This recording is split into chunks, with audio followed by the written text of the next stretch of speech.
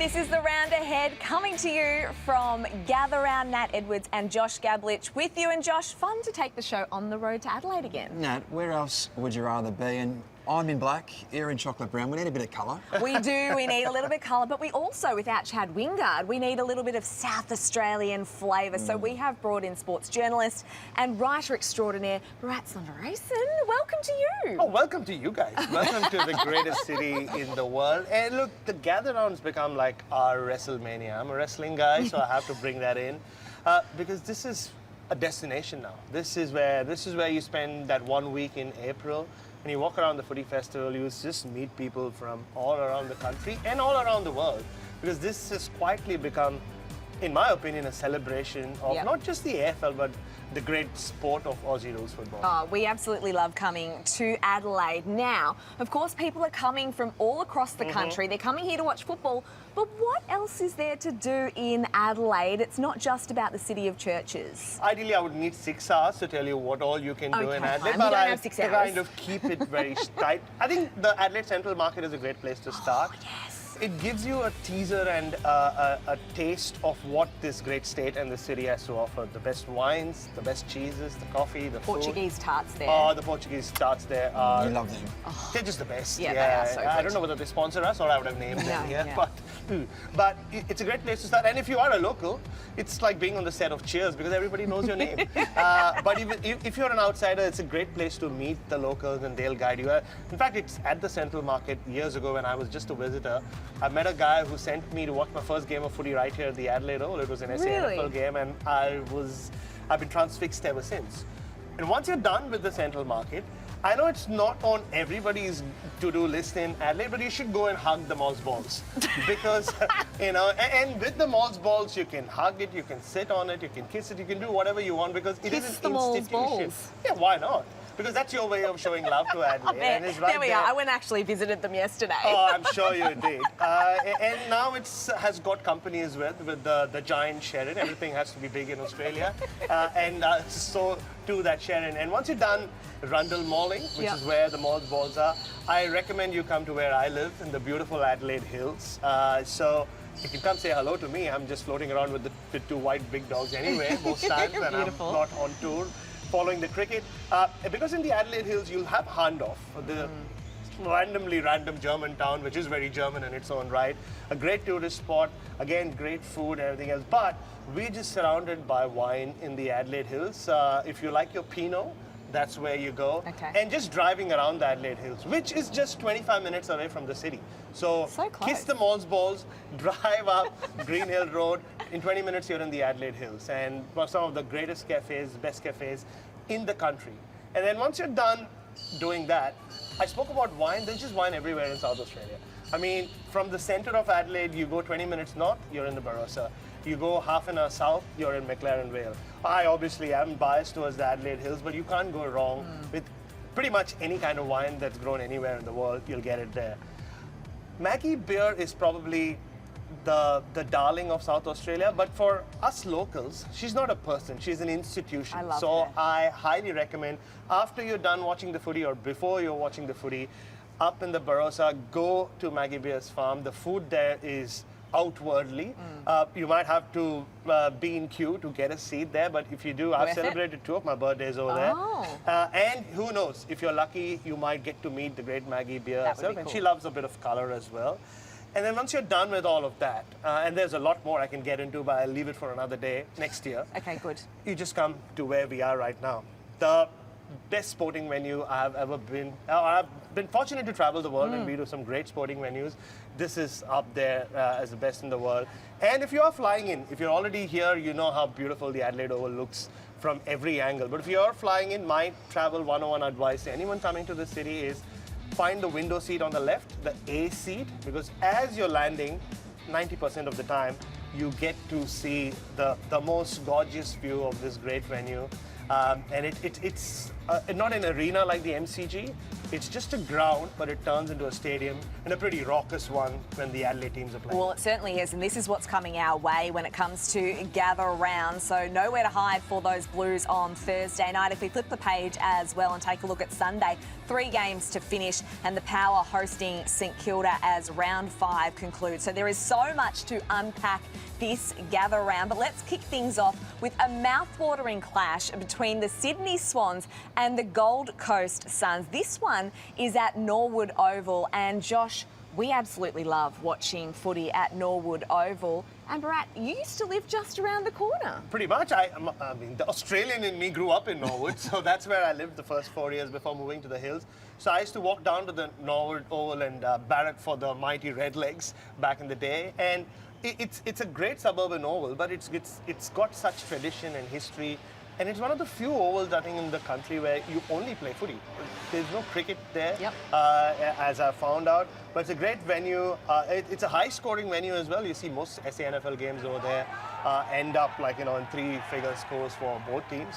And it's going to be fun. And what a great game as well. I know there's another game at the Norwood Oval, but Suns and Swans, I can't wait. I mean, the Suns are just flying this year. And the pink jumper. Oh, the best jumper so far that I've seen. The best Guernsey for the gather round, and I've been waiting to get my hands on one since I saw it for the first time last year.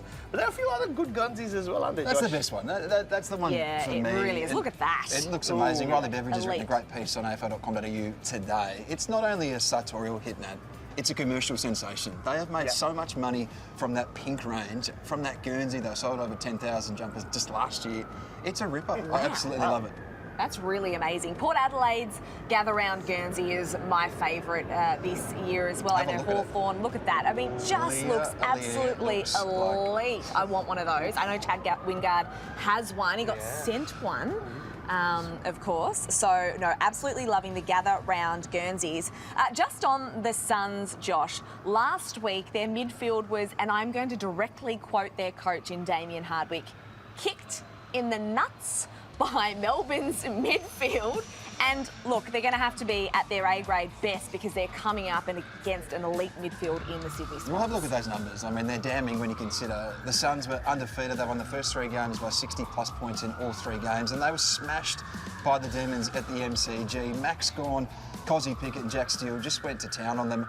We know Matt Rouse has come back from a finger injury. He was underdone in that game, so you'd expect him to come back. Noah Anderson's been struggling a little bit after a career last year, so huge watch on them against the Swans this weekend. Certainly is. Now, Bharat, Isaac Heeney is an absolute superstar of this game. We love watching him do his thing out there on the football field. He is one player that the Suns are going to have to watch. Very much so. And there's been so much hype around Charlie Curnow, their big recruit this year.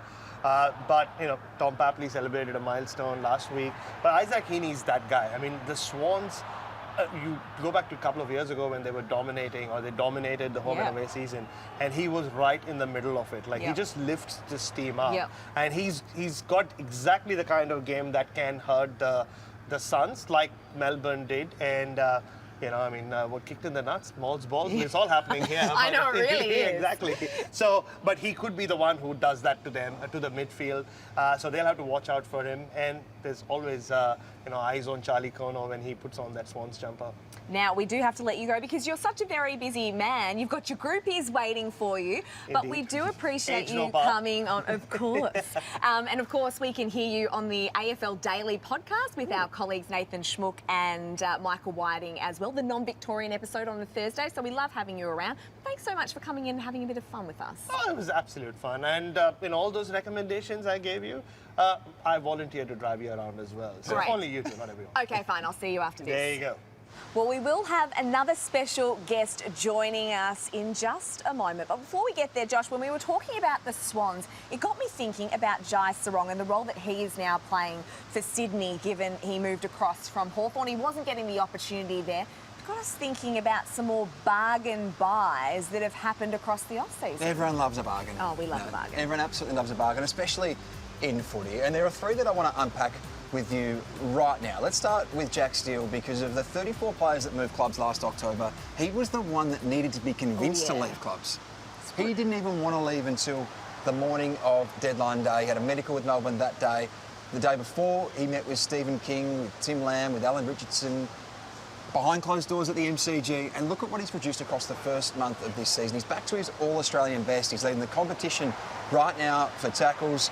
He's number 3 for clearances, and he's 10th in the AFL for contested possessions. He is right back at his absolute best. Now, I know it's only a month, but a bit of love. That's what he was looking for. He wasn't getting that at St Kilda, which is remarkable to think, given he was captain of that club for 5 years. But he is back to his best. He's certainly getting all the love and praise now, and I wonder if St Kilda are missing him just a little bit. But talk to me about Jai Sarong, because I think Hawthorn fans as a whole didn't really want to let him go, but there just wasn't a spot for him. No, and Hawthorn didn't really want to let him go either, but they understood the need for him to go and play, because what they did at the end of 2024 was go and get Tom Barrass and Josh Battle. There simply wasn't a spot for Jai Sarong at Hawthorn, despite the form that he produced at Box Hill. Back-to-back best and fairest at that level. Centre-half back in the team of the year at VFL level last year.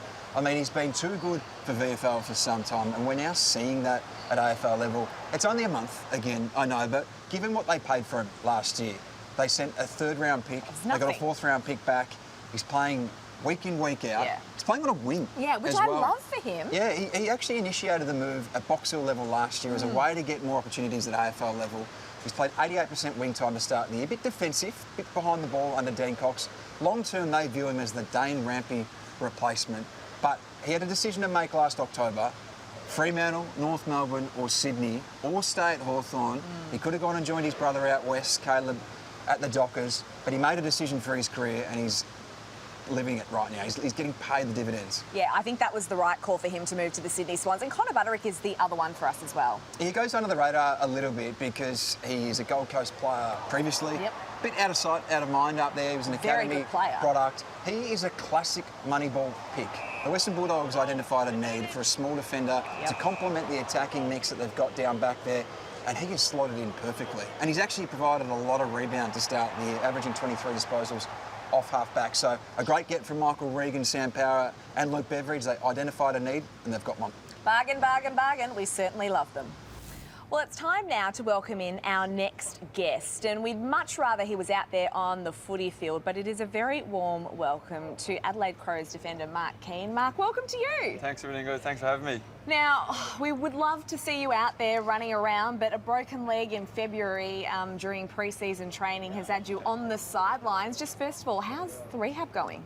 Yeah, no, I'd love to be back out there myself if I could, but no, rehab's going really well. I've had some great physios and gym coaches in front of me, so I had the opportunity to go home for a little bit, even if I wanted to just reset, but it's just at least I have the physio in front of me here, and it's going really well. I'm 9 weeks in, and I'm back jogging tomorrow, which is a great result. Now, we're not going to show you the injury because it is very, very graphic, even though I've watched it several times. I want to know, have you watched it? I have watched it plenty of times because I didn't even know what happened myself. I just, when it happened, I just kind of looked down and my foot was out of place, and then I thought I was back in. I thought I'd be able to get back up and play on, but I kind of just lost what happened, and I was able to watch it back, see what actually happened. Did you put it back in yourself? I did. I put dislocated my ankle and put that back in. But I was glad that I did, because I wouldn't have been able to get the surgery that night if I didn't. That's insane. And just quickly, before Josh asks you some more questions about your career, because you had an outstanding year in 2025, when can we see you back? Will you start running soon? Yeah, no, I should be starting running now tomorrow, and then hopefully back out there, back playing games in the next 6 weeks. So I should be back into training in probably 3 weeks, and then another 3 weeks after that. So look forward to it. Yeah. Just emotionally, how have you dealt with it? Because you came off a career year last year in the All-Australian squad, were one of the best key defenders in the competition. So much praise for you. You led the charge to that minor premiership. How did you deal with it emotionally? Well, it's my first ever injury, actually. So I've anything that's happening is just all new to me. So I think I'm kind of sick of it now. I think for the first few weeks I had about 5 weeks before the season started. I didn't really mind too much. I was able to just focus on my body, but then when the games came around, it's kind of, all right, let's get it over and done with now, and let's get back out there. So no, I'm kind of sick of it now, but I know I have another 6 weeks to go to be primed for the back half of the season. Now, we're going to look ahead to tomorrow night and get you to preview some of the matchups and some of the players in your team. But I want to ask you about your long-term future, because every off-season the club comes for you. Last year it was the Western Bulldogs, 12 months earlier it was Collingwood. What does your long-term future look like? Because Tasmania are coming soon. Derek Hines a big fan of yours. What does your long-term future look like? Yeah, I'll just play footy as long as I can. I know I'm not going to be in Australia probably forever. So as long as I can stay here and create a good career, that'd be perfect for me. Would you be open to another move? I mean, you've moved so far away from home to live a professional sporting career. Would you be open to another move at some point? Oh, I'm happy here at Adelaide at the moment, so I can see where this young group is going, and at the moment I just want to focus on my leg and get back playing for the back half of the year. Spoken like a true football player. Let's talk about the game, of course. It is Adelaide and Carlton on Thursday night. And the Crows have lost their last 3 by under 10 points, Josh. We know that these games have been so close. The second half fightbacks have been the positive, but the slow starts in quarters have probably hurt you a little bit, Mark. Is that something that Matthew Nicks, your coach, has addressed the group about? And how do you go about rectifying that for tomorrow night? Yeah, it's definitely something that we're aware of. The contest and the intensity probably hasn't been there at the start of games. I can't really put a finger on it, but I know we've been working on it throughout the week, and hopefully we can rectify it and see results from it. But I know it's just not going to happen overnight, but hopefully we can see results pretty soon. And Josh, on the flip side, you look at Carlton and they've started really, really well in games, and it's been well documented their second half fade-outs. Oh, they're two different teams, aren't they, after half-time? Quite incredible to think what's transpired there. No Jacob Wiedering this week, Mark, for Carlton. He's in concussion protocols. It makes it really difficult as a back six to defend. Yeah, especially I suppose with Tex, Filthy up there, Finbar, and the most dangerous forwards that we have up there. So yeah, Jacob Wiederen's a serious key defender. I even love watching him play myself. So I wish he was playing so I could watch him. But yeah, it's going to be tough for the Carlton defenders, but it's a full 18 players effort. You are a footy head. We know that. I've spoken to you about it in the past. But just on Riley Thilthorpe, I mean, you would have spent so much time on him at training and watched his development across the last 18 months. He's become a star of this competition. How difficult is he to match up on? Oh, because he's unbelievably fit, unbelievably strong, unbelievably contested mark. He's a bit of a unicorn, so yeah, it's pretty hard to mark up against. But yeah, I suppose that's what gets me, Josh Warren, Jordan Butts, Nick Murray, as good key defenders, just because you're matching up on good key forwards every day of training. And his physique as well, the hair, the beard, it all adds to what his aura and the fact that he is a bit of a unicorn. We are big Josh Rochelli fans as well here on the round ahead. He's been spending a lot more time in the middle of the ground this season. He attended 17 centre bounces last week on Friday night. How have you seen his growth and development as a player? Yeah, no, he's after taking huge leaps and bounds. He's after getting mature. I think he's been wanting to go into the midfield for quite a while now, and I think he's after getting his opportunity, and he's showing everyone what he can do when he goes in there. So no, it's good to see him in there, but it's also good to have him up forward, so we know what he can do up in the forwards as well. Isaac Rankin's the other one. I think we'd like to see him in the midfield just a little bit more. He's an absolute star. Do you just watch sometimes at training and during games and just go, this guy is just absolutely phenomenal? Yeah, especially last week against Frio. I think he got that ball from probably the back into the half, and he ran through the whole field. And I think we all just started lapping up in the boxes, that just showing what he's able to do out there. It's crazy. Is he playing guitar, singing songs around the club, or? No, he's pretty tame at that. But and he loves doing it, but I don't think he shows him doing it a lot. But I think he's doing something Friday night, I think so. Excellent. We love to see it, don't we, Josh? No, I'll be there Friday night, and I've heard a whisper that he's available, so I'm looking forward to seeing him live. Well, Mark, we've absolutely loved having you on the show. Thank you so much for dropping by, and best of luck with the rehab and the running. Thanks, man. Thanks for having me, guys. Thanks, Mark. Let's get to Friday night football now. Collingwood hosts Fremantle at the Adelaide Oval. Now, these two sides have played in some absolute thrillers in recent times. The last 3 games have been decided by a combined 15 points. Now, Josh, on Collingwood, though, all the talk is around their superstar, Nick Dacos. Will he or won't he play? He had that corky last week, late withdrawal. What's the news? Lock him in, Nat. Been a huge watch on him all week long because he had that late dramatic withdrawal at the Gabba on Easter Thursday. Extended break, 8-day break, extra time in Queensland has certainly helped. He's in, Scott Pendlebury's in, but they're not the only 2 inclusions for Collingwood on Friday night. Do tell. This stand behind us, the Jack Oatey stand, is significant because Collingwood's going to unveil a debutant in the form of 22-year-old Angus Anderson. The last time he was at this ground, he was named best on ground in the Sandfield Grand Final for Sturt, the Jack Oatey medal. He then went on a 2-month backpacking trip solo through Europe, and it was interrupted when Collingwood selected him with pick 57 last November in the AFL draft. They were the only club that reached out to him before. They actually did a FaceTime with him while he was in the Swiss Alps to meet with him for the first time. He asked, should I come back? at that point in time. Really? Shane O'Brien, the national recruiting manager at Collingwood, and Shannon Collins, the recruiter, said no, just stay. We can't even guarantee you an SSP spot. Wow. But they had a plan. They came here for the semi-final, they came here for the grand final, and they saw enough to take him last November. And all of a sudden, he's going to make his debut in Gather Round. What a story. That is an unbelievable story. That is so good. Angry Anderson, is that his nickname? He's getting called that. I don't know if he loves it, but we're going to see him unveiled. I can't wait. He's a big body as well. Okay, Angus Anderson, make sure you look out for him on Friday night. Just quickly on Fremantle, their skipper Alex Pearce was absolutely inspirational in their win over the Adelaide Crows last week. That smother, just pure desperation in the final moments of the game. And it got me thinking about the best leaders in our competition as we take a look at that smother there. I mean, it is unbelievable. No doubt that he won that game for Fremantle. Who would you have up there as the most inspirational, best captains in the competition? Oh, I can't go past Toby Green. I absolutely love Toby Green and the way he goes about his business. But I don't reckon Alex Pearce gets the plaudits he deserves on the East Coast, given where he plays his football. He's not that fashionable, never has been, but he gets the job done. I love Harris Andrews. I think Harris Andrews is special. And Jordan Dawson, I mean, I know he's had not quite the level in recent years to the start to this year, but he was voted by the Players Association the Captain of the Year last year. Yeah, no, I think Jordan Dawson's right up there. Max Gawn's the one for me. The ability to be able to change your leadership as well and recognise your own flaws, I think, is something a great leader does, and that's what Max Gawn does really well. He drags his team over the line as well. Now, from Friday Night Lights to the Saturday stage, and Hawthorn and the Bulldogs play off on the right here at Adelaide Oval, isn't it? This is one of the games of the round. It's going to be such an intriguing contest. The Dogs are on top of the ladder. They haven't lost a game. They are a serious contender. But in saying that, Hawthorn has probably got them at a good time. They've got them at a great time now. The Western Bulldogs are undefeated. They're 4-0, the only undefeated team in the comp right now. But Luke Beveridge has personnel problems because Tim English won't make the trip across to SA. Ed Richards won't make the trip across to SA. Both have knee issues. Still working through the exact timeline around their return, but expect it to be multiple games at this stage. No, Artie Jones, who was so impressive on Easter Sunday. Adam Treloar was someone that you would have expected to come back in, especially with no Tom Liberatore right now, but he's dealing with general soreness, so he's unavailable. So the midfield composition looks very different. They back deep, but Hawthorn going to get him at a very good time. Now, Josh, you and I love a little bit of celebrity spotting. You do.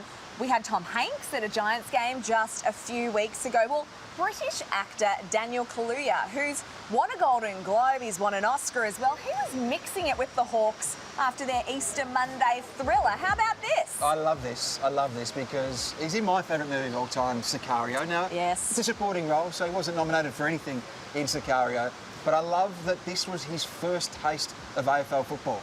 What a day to go. Oh. I mean, 84,000 people. It was just insane on Easter Monday. He's living in Brunswick at the moment. He's shooting a movie called Hotel, Hotel, Hotel. I dare say he will get back to a few more games after that experience because you were there. It was so loud on Monday that in the dying minutes, Sam Mitchell lost comms to the box. Not because of a technology issue. Yeah. He couldn't hear. Max Bailey is the one, the conduit on the box. They couldn't talk. I was deceased after that game. Speaking of the movies, we're off to a little cheeky Wednesday afternoon movie ourselves later on here in Adelaide. Perfect conditions given the rain that's absolutely bucketing down here at the Adelaide Oval right now. But it is time for Are You Paying Attention? And Joshua, on Saturday at the Barossa, North Melbourne and Brisbane, they're going head to head. And there's something that you want us to notice. I do, because I noticed this last Thursday night. Now, premierships are won by squads across an entire season, but only 23 players get a medallion on grand final day. But if you look at the last two grand final squads for Brisbane, they've included an Irishman who has barely played at that club. I'm talking about Darragh Joyce, of course, who came in last Thursday night and produced arguably his best AFL performance yet. Yep. Now, is he in Brisbane's best team? No, he's not. He's 5th or 6th down the pecking order when it comes to key defenders, but they've got a shortage of them right now. And I love the fact that he is 10 seasons in, and that was game 25. Yeah, he is one of the game's great survivors. And if you look at the players that recruited in the same year that he arrived in the AFL, Hugh McCluggage has played 210 games in the same amount of time. So the fact that he is still on an AFL list and surviving, thriving at VFL level, he's ready to, if Chris Fagan needs him, he proved that last Thursday night. Well, it is time now for what is on the whiteboard, and let's take a look at some of the remaining games that are coming our way in Gather Round. There's our Jeff's friend not here, Chad. but he is here. That's okay. We will hold these Bombers 2-0 against the Demons in South Australia. I remember being at a couple of these games. It was bucketing one Saturday night. So can the Bombers do it again and make it 3-0 at Adelaide Oval against the Demons? Mark Blitzarves plays his 300th game. His journey in football has been phenomenal. It is 13 years and 11 days since his debut, Josh, which means he becomes the second fastest player in VFL AFL history to reach 300 behind Adam Good. So what an achievement for Mark Blitzarves. Oh, incredible.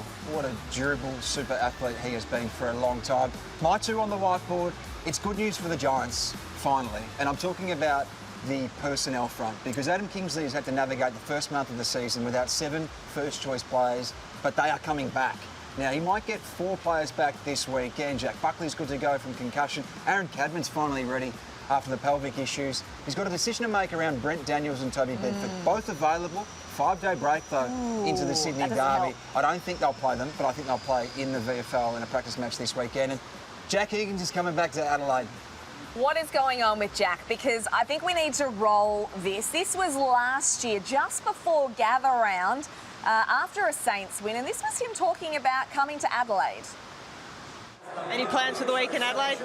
No, I don't like Adelaide, so I'll probably be in my room playing Call of Duty with the boys. Doesn't like Adelaide, Josh. Well, he does now, because how savvy is this from not only Jack Higgins, but the South Australian government? He's an ambassador for Tourism SA. Cha-ching! Unbelievable. Have a look at him. Show him the money and he'll fall in love with anything. I love it. He's back. Well, the Saints are back for an extended stay as well. They 9 are. days in total, back-to-back games, staying in the city and then Glenelg. And I think we're going to hear a lot from Jack Higgins across the next 2 weeks. Here you go, how the tables have turned. I absolutely love that from Jack Higgins, and very well played by South Australia and, of course, the AFL and Gather Round. Well, we are here in Adelaide. We cannot wait for the footy to get started. Thank you so much for joining us on the round ahead. Of course, thank you to our special guests as well. Josh, let's get to the movies, because this is not It's good wet. weather. It is wet. We'll see you soon.